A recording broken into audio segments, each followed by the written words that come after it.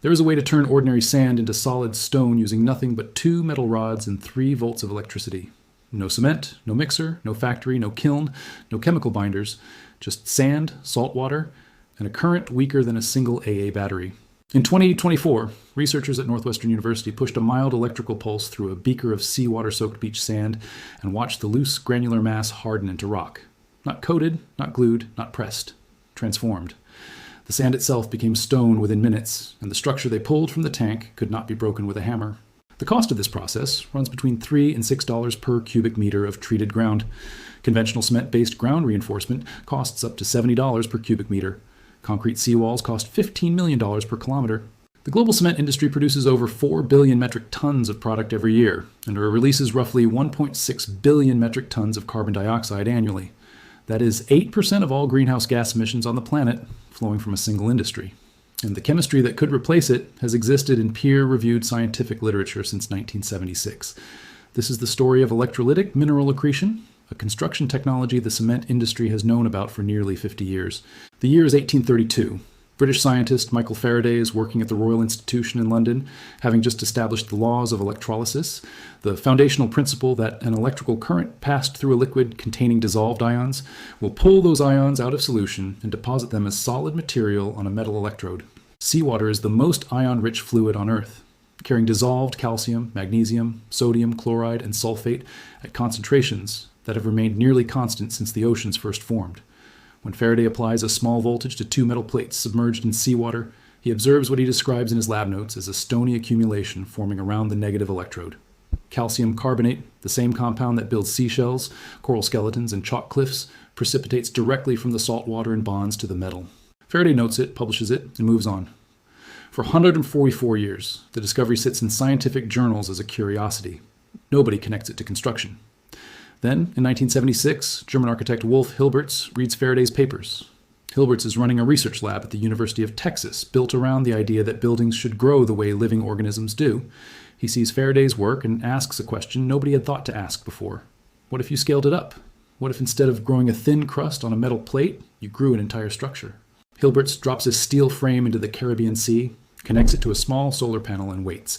Within weeks, the steel is coated in limestone. Within months, the limestone is several centimeters thick. Within a year, the structure is harder than ordinary Portland cement, and the steel underneath has not corroded because the electrical current actually prevents oxidation. He names the material secrete and patents the process. In 1979, he publishes the foundational paper in the IEEE Journal of Oceanic Engineering. What he has demonstrated is a construction material that grows itself from the ocean using sunlight and seawater, a material that gets stronger as it ages because mineral accretion continues indefinitely as long as current flows. A material that repairs its own cracks because damaged sections become focal points for new mineral deposition. In 1987, Hilberts partners with marine biologist Thomas Garreau, and together they renamed the process biorock. They prove that coral larvae settle onto biorock structures at rates up to 50 times higher than on conventional substrates. They show that biorock breakwaters can grow upward at 20 millimeters per year, faster than current sea level rise.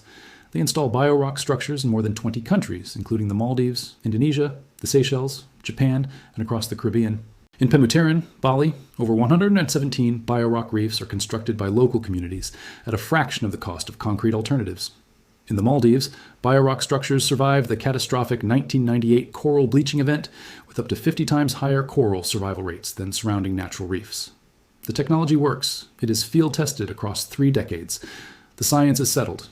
Here's what actually happens at the molecular level when you pass a low-voltage current through wet sand. Seawater is not just salty water. It is a dense ionic solution containing approximately 1.3 grams of dissolved calcium per liter, 1.3 grams of magnesium, 19 grams of chloride, and 2.7 grams of sulfate. Every cubic meter of ocean water holds roughly 50 kilograms of dissolved minerals. These ions are constantly seeking opportunities to bond, but the slight acidity of natural seawater keeps most of them in solution. Insert 2 metal electrodes into seawater-soaked sand and apply 2 to 3 volts of direct current. At the negative electrode, water molecules begin to split through a process called the hydrogen evolution reaction. Hydrogen gas bubbles off, and a localized concentration of hydroxide ions accumulates. The pH around that electrode jumps from 8.1, the normal seawater value, to above 10 within seconds. This sudden alkalinity disrupts the chemical equilibrium that was keeping calcium and magnesium dissolved. Calcium ions immediately combine with carbonate ions from the seawater and precipitate as solid calcium carbonate, the same mineral that forms limestone, coral skeletons, and the chalk cliffs of Dover. Magnesium ions combine with hydroxide to form brucite, a crystalline mineral with considerable compressive strength. At slightly higher voltages, near 4 volts, the reaction also produces hydromagnesite, a complex magnesium carbonate found naturally in volcanic stone formations across the globe. These minerals do not form a coating on the surface of the sand. They precipitate directly into the spaces between sand grains, filling every microscopic gap, every void, every interstitial pocket of trapped seawater. The calcium carbonate and magnesium minerals act as a natural cement, locking each grain to its neighbors with crystalline bonds. The transformation is mechanical and chemical simultaneously. What was loose, granular, and incohesive becomes dense, monolithic, and immovable. The lead researcher at Northwestern, Alessandro Rotaloria, described the result plainly in his published paper. After being treated, the sand looks like a rock. It is stiff and solid instead of granular and incohesive. The minerals themselves are mechanically stronger than concrete, formed in minutes using 2 volts of electricity. The 2024 study tested the process on every common sand type found on Earth. Silica sand from ordinary beaches, calcareous sand from coral atolls, iron sand from volcanic coastlines. Every single variant cemented successfully. Longer treatment times produced deeper and more substantial rock formations. A few days of treatment produced a stone-like material that withstood every mechanical test the researchers applied. And here's the detail that should have made international headlines. The process is completely reversible. Switch the polarity, run the current backward, and the localized pH drops, dissolving the precipitated minerals and returning the rock back to loose sand. No permanent environmental damage, no waste byproducts, no toxic chemicals. You can build a seawall, hold back the ocean for a generation, and then dissolve the entire structure when it is no longer needed. So why is biorock not being used to build coastal cities? Why is electrolytic sand cementation absent from civil engineering textbooks? Why does every government on Earth spend billions of dollars per year on conventional concrete seawalls when a low-voltage solar panel and a steel frame could grow a stronger barrier for a fraction of the cost? Follow the money. The global cement market generates over $400 billion in annual revenue. 5 companies control over 30% of that market. The infrastructure required to produce conventional cement is enormous. Kilns operating at 1 atmosphere from 250 degrees Celsius, burning coal, natural gas, and petroleum coke. Limestone quarries that strip mountains down to bedrock. Distribution networks of ships, rail lines, and concrete mixer trucks spanning every continent. That infrastructure took 150 years to build and represents hundreds of billions of dollars in sunk capital investment. And every part of it is threatened by a technology that requires only seawater, sand, 2 pieces of metal, and a solar panel. Conventional cement production releases carbon dioxide for 2 distinct reasons. First, the kilns burn fossil fuels at extreme temperatures. Second, the actual chemical reaction that creates Portland cement involves heating limestone to drive off carbon dioxide as a direct byproduct of the process.